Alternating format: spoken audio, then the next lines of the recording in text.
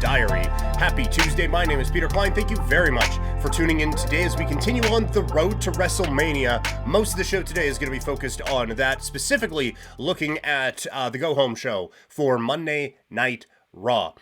Just a couple of quick things off the top. One, last night, it was amazing night of college basketball as Caitlin Clark goes off, gets her retribution against LSU, and Iowa is off to the Final Four. One of the better performances you will see in a big game. It was tied at the half, and then Caitlin Clark just had one of those like, hey, we're not losing tonight moments.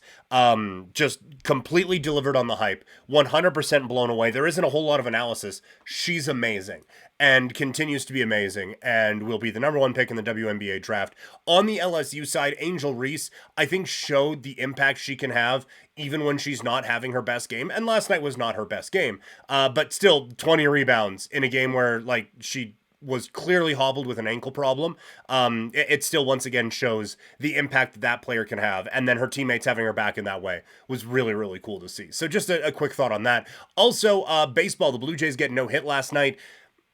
Obviously, suboptimal result and very, very frustrating. And they've had 5 games so far. 3 of them, they've been blown out, and 2 of them, they've done the blowing out. So it's been a very up and down start to the season. And for me, the guy who was coming on here and being like, no, look, the approach is great. The approach is great. The approach was not great last night. That was pretty horrendous and a very disturbing sign early in the season that maybe this thing won't turn around after all. But for more on the Blue Jays, check out the Cat and Autocast from yesterday. For more on wrestling, well, there's more of that coming up right now. Let's look at what went down on Monday Night Raw last night.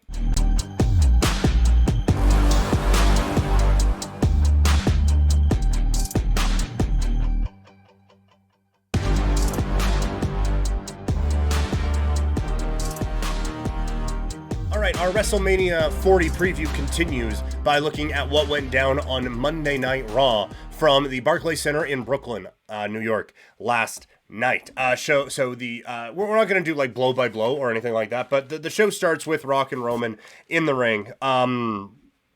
I don't know if this, and by the end of the night, that this definitely changes, but I don't know, like, this promo didn't really get me like, okay, Roman and Cody, here we go, this is going to be good. But again, like, everyone is just solid in this whole build. Rock, Roman, Seth Rollins, I thought, like, Solo and Jimmy and like Jay coming out as well, but just how they this is gonna sound very stupid, how they looked coming out on that SmackDown where it was like, oh, who's going with who, what's it gonna be, I'm coming alone, you're coming alone, oh, neither of us are alone. But I thought both guys, like, on the Bloodline side, really, like, they just looked menacing. So it elevates everyone around them in this entire feud. But this promo was good. You get a very strong Seth Rollins promo, bit of a callback with the burn it down thing and all of that. But overall, like, a good start to the show. The Rock being there is awesome. It feels like a big deal when Rock and Roman Reigns are in the same ring at the same time. And you continue to get that here. New Day and DIY against the Judgment Day. They clarify at the beginning of this, and this is a really interesting note, that both sets of tag team titles will be hoisted above the ring. And the match doesn't end until both sets of titles have been brought down. So, in theory, you could get new Raw tag team champions and new SmackDown tag team champions. And I would be okay with that. I think we are at a point now, we saw in the qualifying, we are at a point now where the tag team titles do not need to be unified at all. You can have the Raw tag team titles and the SmackDown tag team championships. No problem with that whatsoever. I think the more that you can do to separate the two brands, the better. And that unified title thing was fine when it was the Bloodline. You can get them on either show. We got a lot of Judgment Day tonight, and we have, but they haven't really been much of a factor on SmackDown lately. So I don't think you need to have these be unified at this point. I have no problem with them splitting up into Raw and SmackDown, and it'll make for a bit of a creative finish. They haven't really done that before. So interested to see how it goes. In terms of the match, like, Damian Priest looked like an absolute juggernaut. Judgment Day gets the win. I do think it's been noteworthy. Like, Damian Priest drops a bit of a hint, like, yeah, WrestleMania is going to be big for us as a team and individually. And then in this match, he was clearly the focus of the ass kicking in this entire match. And like, he is coming out of this looking really strong. He's also the Money in the Bank holder.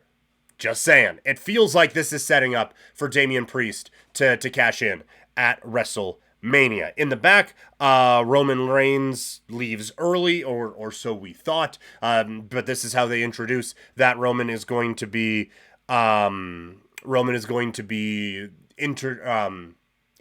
There we go. Paul Heyman into the Hall of Fame. And I was like, oh wow, maybe this seems like it's setting up for the end of the night, but obviously it did, but then it didn't. And then we get the vignette of Chad Gable and Sami Zayn doing their thing in a training montage or whatever. I thought this was really good. And like, you see it and it's like, man, this could be really hokey.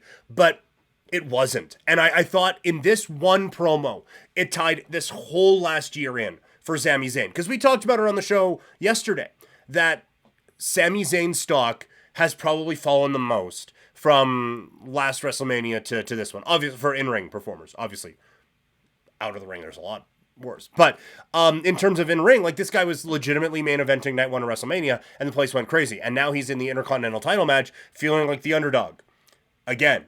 And it tied it all together. Like, I don't want that feeling again.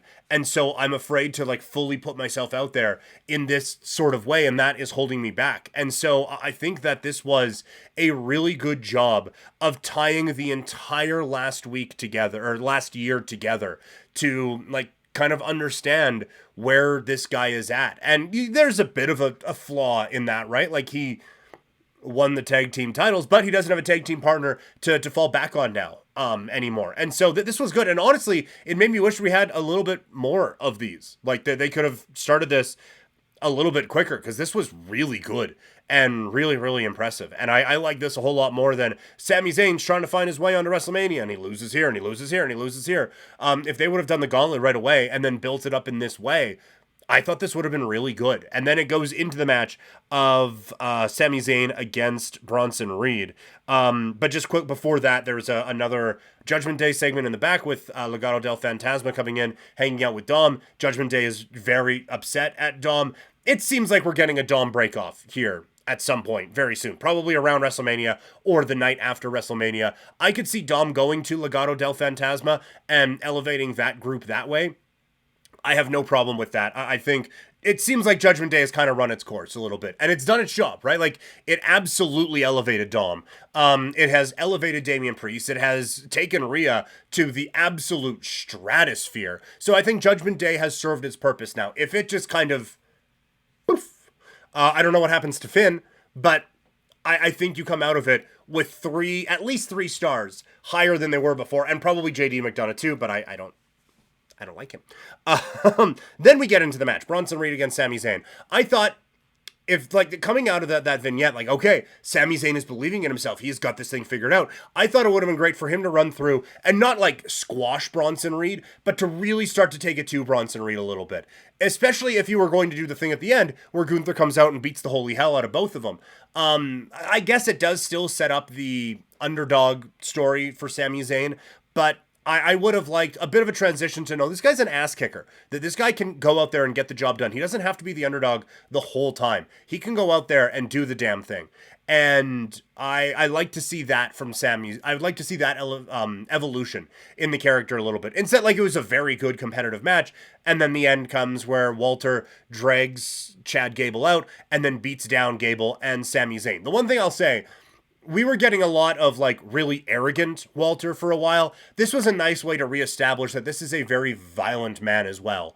And not that like, well, we know the chops and we know all of that, and he has established his reputation as being a badass. But this was just a nice like, hey, this guy isn't just an arrogant prick. He can go out there and beat the shit out of some people as well. And he's got a very violent side to him. It makes him feel a little bit more dangerous going into WrestleMania, although like he has a 600-day title reign, so he feels dangerous enough. But you know what I mean? Like, it adds an extra layer to, instead of like, this guy can't be beat. It's like, oh, this guy, not only can he not be beat, he'll kick the shit out of you, and he'll mess with you mentally as well. Like, they have, I think, added a few really nice layers to the Walter character here in the last few weeks. He is obviously ready for a run to the World Heavyweight Championship or the Universal title come next year. Then we get Maxine Dupree and Ivy Nile against Candice LeRae and Indy Hartwell. Was what it was. Dupree gets a win. It's on Indy Hartwell, so we're continuing to build that negativity with Indy and with Candice LeRae. So cool. I don't mind this new Candice character all that much. It's something, right? Like I don't mind it. Moving on, we then get. Oh, this was really interesting to me. And I'm sure a few people picked up on it. I watched this today. That's why this is coming out so late. I didn't get a chance to watch it last night. Was watching the college basketball. So I don't know if social media noticed this or not. But they do like those Snickers remembers WrestleMania moment thing. And it was WrestleMania 10. And it wasn't it was Natalia. But it wasn't, oh, Brett wins the title after. It was specifically Brett and Owen.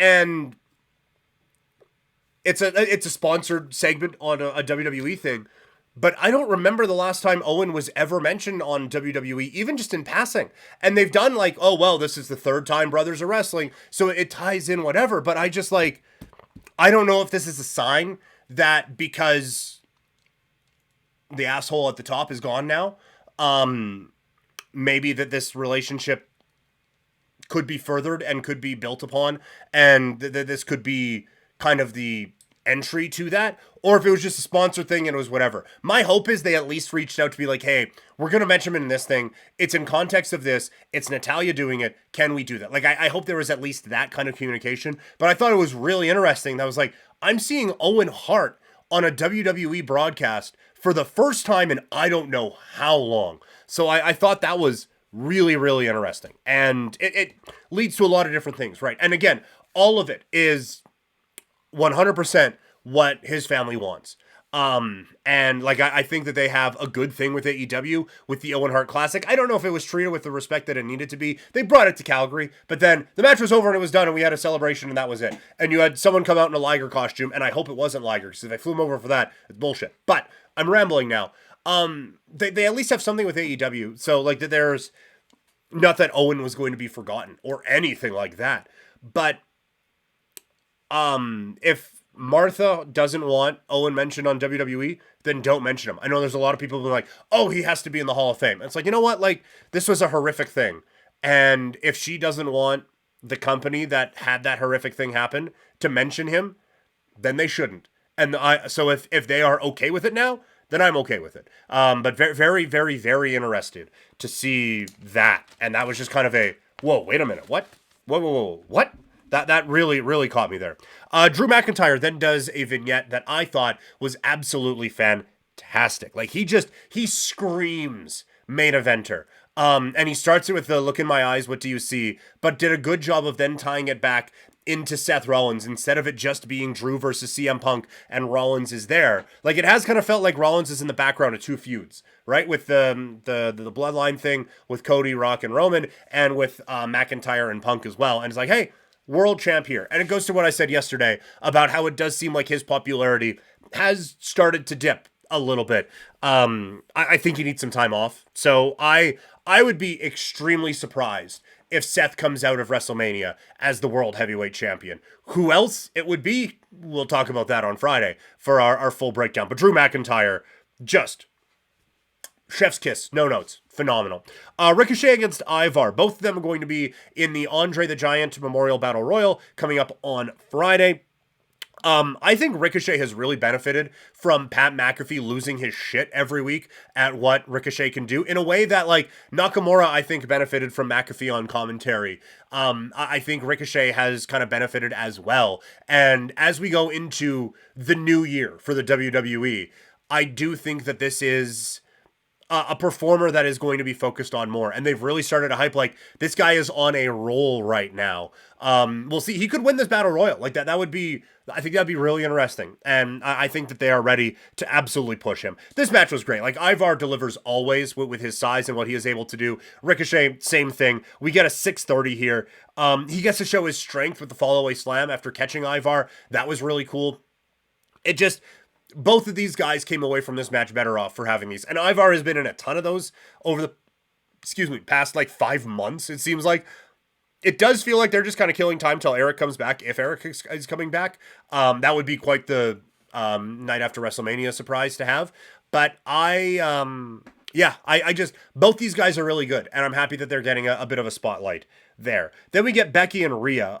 This felt like it was making up for lost time. Because like the Nia Liv Morgan detour just felt weird this whole time.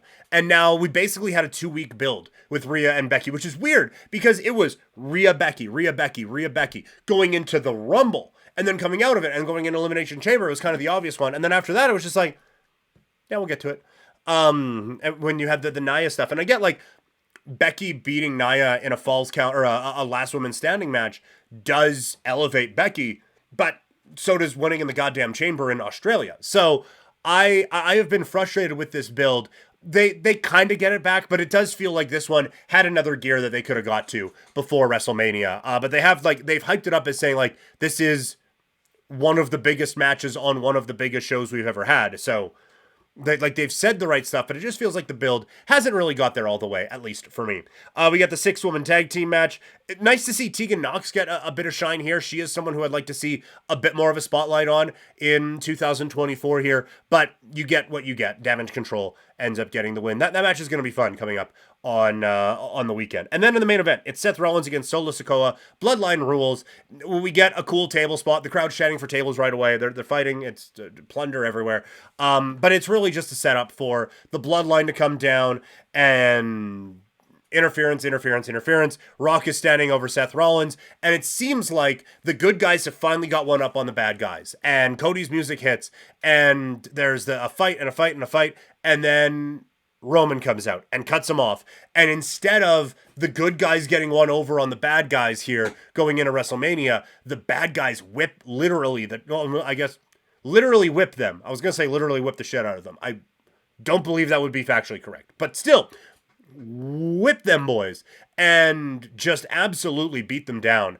And look, I think that this did, because one of my complaints has been we've built up Rock against Cody excellently. Roman against Cody, even though face-to-face a couple of weeks ago, it never got really to the place that I needed it to get to for their match specifically. They built up the tag fine, planting a little seed of doubt in Seth Rollins there.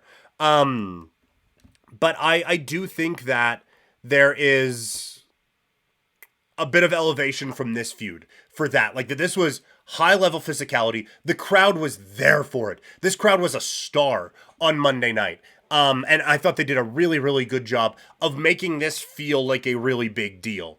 And it does kind of drive home. Like, it's not like it's the Bloodline against Cody and Seth, but there was extra attention paid to Cody. And so that, I think, adds to it coming up on Sunday. Like I said, I think a lot of the build for this match, A, was done a year ago. B, like, it's been all focused on the tag, but I do think they'll do a good job throughout WrestleMania on Sunday and on social media of really hyping this one up. Overall, I thought this was a good go home edition of Raw. I think you plant some seeds for some stuff that could happen after, and it got me excited for a couple of things on this particular WrestleMania show. All right, that is going to do it for today. So, continue our WrestleMania preview tomorrow. Going to be doing a legacy look on The Rock. I've done these for a few other athletes throughout time here on Couch Potato Diary, so we're going to do it again for The Rock coming up here. That's tomorrow. Also, tomorrow is What Did We Learn Wednesday on Blasty Banter. It is going to be What Did We Learn About the Calgary Flames this year? And on Dynamite, it's going to be What Did We Learn About the Toronto Raptors this season? Coming up on Thursday, we're going to look at other things going on in the world of pro wrestling as we get ready for WrestleMania and the whole WrestleMania weekend as a whole, and a few other WrestleMania notes to pass along there as well. And then Friday is the big one as we get ready for the show of shows, the Night of the Immortals, or whatever they used to call it. WrestleMania 40, full preview coming out on Friday's show. Thank you guys so much for tuning in. You can find me on social media, Twitter, Instagram, and TikTok. I'm at Primetime Klein, twitch.tv/PrimetimePK, and you can email the show, couchpotatodiary@yahoo.com. Thank you guys so much. If you're listening in podcast form, leave a review. Make sure you subscribe. If you are watching this on YouTube, make sure you subscribe. Leave a comment. I'm sure I said something in here you really agree with or really disagree with. And like the video. That stuff helps me out a ton. Thank you guys so much. Love doing these shows with you. And we'll be back tomorrow. I'm out.